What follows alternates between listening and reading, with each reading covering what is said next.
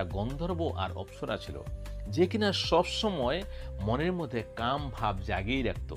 মানে একে অপরেরকে শুধু ভাবতে থাকতো মনে মনেও। তো কোনো একদিন রাজসভা চলছিল, সেখানে রাজা পুণ্ডরিক বসেছিলেন এবং রাজসভার মধ্যে গান বাজনা হচ্ছিল, নৃত্য আদি হচ্ছিল।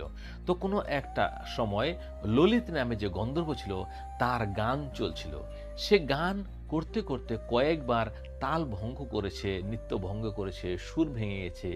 এবং তখন আরেকজন নাগ ছিল, সেই নাগ বুঝতে পেরেছে এবং পুণ্ডরিক রাজা যে নাগ ছিল তাকে গিয়ে বলেছেন যে দেখুন, সে এখন আপনার সামনে নৃত্য করছে, গান করছে, তারপরেও তার স্ত্রী যে ললিতা নামে যে বাড়িতে আছে তার কথা বারবার সে মনে করছে এবং কামনায় বশীভূত হয়ে যাচ্ছে।